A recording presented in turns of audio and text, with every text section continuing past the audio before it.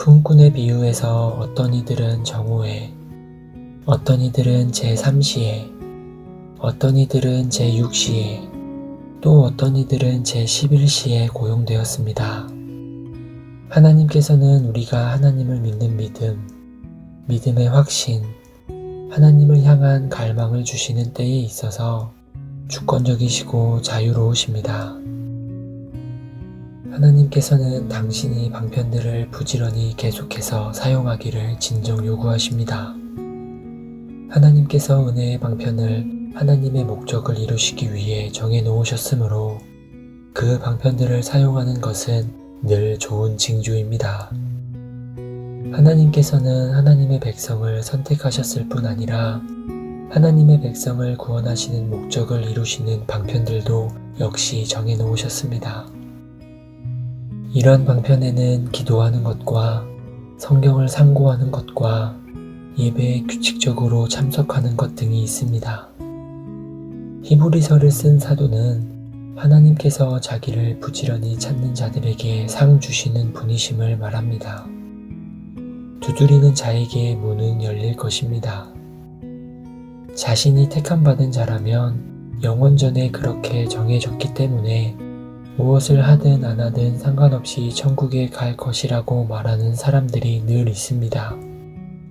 이것은 매우 잘못된 태도입니다. 이런 논리를 사용하는 사람들이 일상생활에도 같은 논리를 적용하지 않는 것은 신기한 일입니다. 농부는 하나님께서 추수를 정하셨다는 것을 알지만 자신이 씨를 땅에 뿌리지 않고서는 추수하지 못할 것을 압니다. 농부는 땅을 일구고 비료를 주고 잡초를 뽑는 등 여러 일을 해야 한다는 것을 압니다. 그래야지만 하나님께로부터 추수의 복을 기대할 수 있습니다. 삶에서 가장 중요한 문제에 대해 우리가 이유와 다르게 생각할 이유가 있습니까? 추수보다 훨씬 더 중요한 일이 걸려 있습니다. 우리의 영원한 운명이 걸려 있습니다. 그러니 우리가 은혜의 방편을 부지런히 사용해야 하지 않겠습니까? 하나님께서 기도하며 방편을 사용하는 사람들을 복 주시겠다고 약속하지 않으셨습니까? 하나님께 대한 헛된 소망이나 바람은 없습니다. 하나님께서는 구하라, 그러면 너희에게 주실 것이요. 찾으라, 그러면 찾아낼 것이요. 문을 두드리라, 그러면 너희에게 열릴 것이니 하고 누가복음 11장 9절에 말씀하셨습니다. 우리는 아직 받지 못했다고 해서 우리가 유기자라는 식으로 결론을 내려서는 안 됩니다. 마귀는 이런 생각을 우리 마음에 심습니다. 마귀의 말을 듣지 말고 예수님의 말씀을 들으십시오. 둘째 부류의 청자들이 또 있습니다. 이 사람들은 열렬히 하나님께로 돌아서서 하나님을 위해 살기를 원하지만 아직 경건이나 믿음의 길 위에서 자신들이 갈망하는 만큼 이르지 못한 사람들입니다.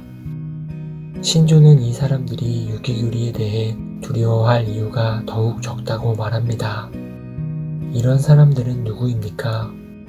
참된 신자들, 하나님의 자녀들입니다. 이 사람들은 주님을 찾으며 마음을 다해 주님을 섬깁니다.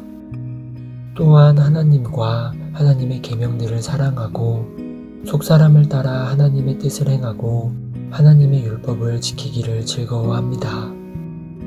동시에 자신들 속에 있는 부패를 깨닫습니다.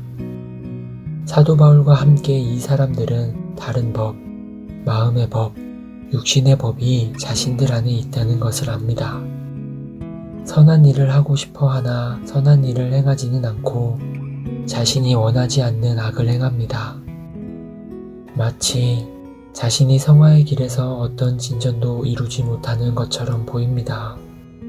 점점 나아지고 더욱 거룩해지기는커녕 점점 나빠지고 더욱 죄악스러워지는 것처럼 보입니다.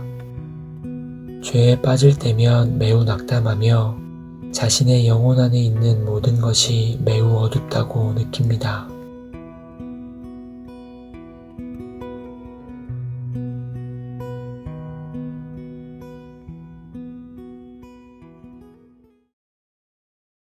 너희 만민들아 손바닥을 치고 즐거운 소리로 하나님께 외칠지어다. 지존하신 여호와는 어미하시고 온 땅에 그